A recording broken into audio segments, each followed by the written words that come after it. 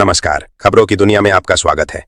यहाँ आपको मिलेंगी हर बड़ी खबर, हर अपडेट और हर सच सबसे पहले। तो सब्सक्राइब कर लीजिए हमारी चैनल। आइए चलते हैं देश की सबसे बड़ी खबर की तरफ। दिल्ली के शास्त्री पार्क में गैस सिलेंडर की कमी को लेकर हालात तनावपूर्ण हैं। ईरान अमेरिका इजरायल युद्ध के असर से सप्लाई प्रभावित होने की आशंका के बीच गोदामों के बाहर लंबी कतारें लग रही हैं। लोग सिलेंडर पाने के लिए घंटों इंतजार कर रहे हैं, जबकि कुछ लोग 700 रुपए दिहाड़ी लेकर लाइन में खड़े होने का काम कर रहे हैं।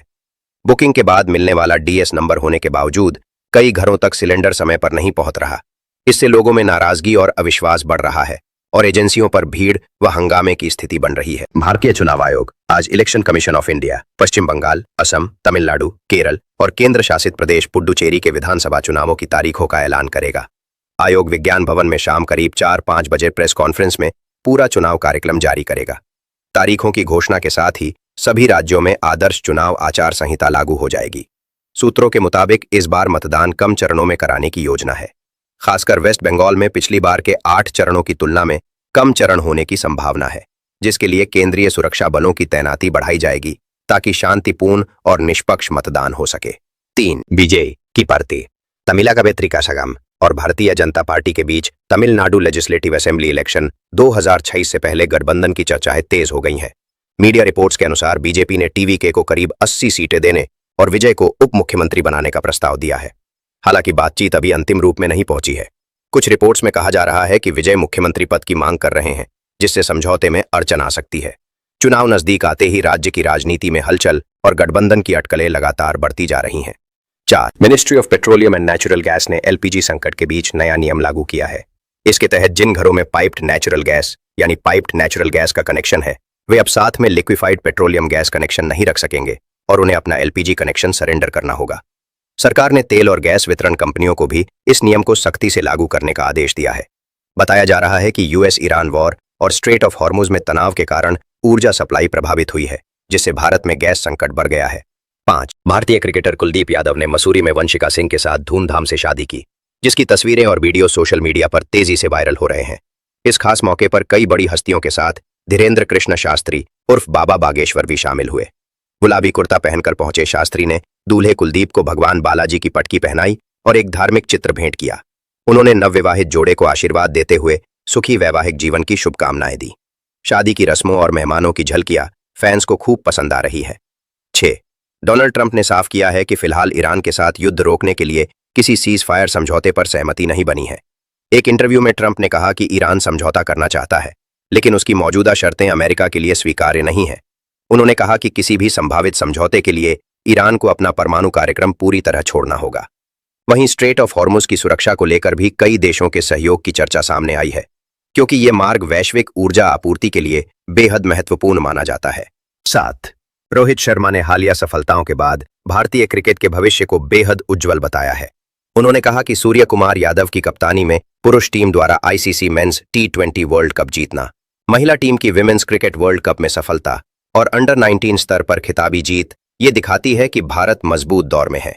T20 मुंबई लीग के लॉन्च कार्यक्रम में रोहित ने कहा कि ये तो सिर्फ शुरुआत है और अगर टीमों का ये मोमेंटम जारी रहा तो भारत लंबे समय तक विश्व क्रिकेट में अपना दबदबा बनाए रख सकता है। 8 15 मार्च को सोने चांदी की कीमतों में पिछले दिनों के मुकाबले गिरावट दर्ज की गई है। गोल्ड और सिल्वर के दामों में उतार चढ़ाव की मुख्य वजह ईरान इजरायल कॉन्फ्लिक्ट से पैदा हुआ वैश्विक आर्थिक तनाव बताया जा रहा है। पिछले सप्ताह के अंत तक सोना करीब 3,275 प्रति 10 ग्राम सस्ता हुआ, जबकि चांदी लगभग 9,330 रुपये प्रति किलोग्राम घट गई। फिलहाल दिल्ली में 24 कैरेट सोना 1,59,810 रुपये प्रति 10 ग्राम और चांदी करीब 2,750 रुपये प्रति 10 ग्राम बिक रही है, जबकि चेन्नई में चांदी का भाव करीब 2,800 रुपये प्रति 10 ग्राम है। 9 संजय राउत ने ईरान इजरायल कॉन्फ्लिक्ट को लेकर तीखा बयान दिया है। उन्होंने कहा कि इस युद्ध के लिए केवल इजरायल और यूनाइटेड स्टेट्स ही नहीं, बल्कि वे लोग भी जिम्मेदार हैं जो इजरायल को फादरलैंड मानते हैं। अपने साप्ताहिक लेख में राउत ने बेंजामिन नेतन्याहू और डोनाल्ड ट्रंप की भी आलोचना की। उनका कहना है कि युद्ध का असली नुकसान आम नागरिकों को होता है और वैश्विक संस्थाओं जैसे यूनाइटेड नेशंस की प्रभावशीलता भी अब कमजोर पड़ती दिख रही है। 10 जय शाह ने इंटरनेशनल क्रिकेट काउंसिल ICC के एक कार्यक्रम में कहा कि कोई भी टीम संस्था से बड़ी नहीं होती।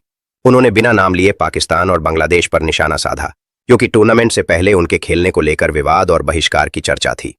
ICC men's T20 world cup के संदर्भ में उन्होंने कहा कि इसके बावजूद टूर्नामेंट सफल रहा और व्यूअरशिप के रिकॉर्ड भी टूटे। शाह ने यूएसए, नीदरलैंड, जिम्बाब्वे और नेपाल जैसी टीमों के शानदार प्रदर्शन की भी सराहना की। 11 आम आदमी पार्टी ने असम लेजिस्लेटिव असेंबली इलेक्शन 2022 को देखते हुए 14 उम्मीदवारों की पहली सूची जारी कर दी है। इस सूची में डेरगांव से पुलिन गोगोई, नाओबोईचा से अच्युत दास, गोहपुर से जरबोम कुटुम और सेंट्रल गुवाहाटी से अनुरूपा डेकराजा समेत कई नाम शामिल है। चेंगा सीट से जाहिदुल इस्लाम खान और नदवार से रंजीत बोरो को भी टिकट दिया गया है। इससे पहले पार्टी केरला में भी 22 उम्मीदवारों की सूची जारी कर चुकी है। वहीं इलेक्शन कमीशन ऑफ इंडिया आज शाम चुनाव की तारीखों की घोषणा कर सकता है। 12 राम मंदिर अयोध्या परिसर में श्रद्धालुओं के प्रवेश को लेकर नए नियम लागू किए गए हैं।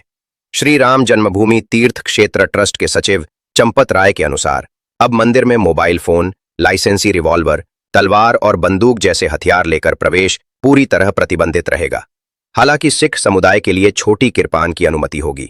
आने वाले चैत्र नवरात्रि को देखते हुए व्रत रखने वाले श्रद्धालुओं के लिए फल, मखाना और अन्य व्रत भोजन की व्यवस्था की जाएगी। परिसर में पानी और शौचालय जैसी सुविधाएं भी उपलब्ध कराई जाएंगी। 13 योगी आदित्यनाथ ने Uttar Pradesh police recruitment and promotion board की एसआई भर्ती परीक्षा में पंडित शब्द को लेकर हुए विवाद पर सख्त रुख अपनाया है।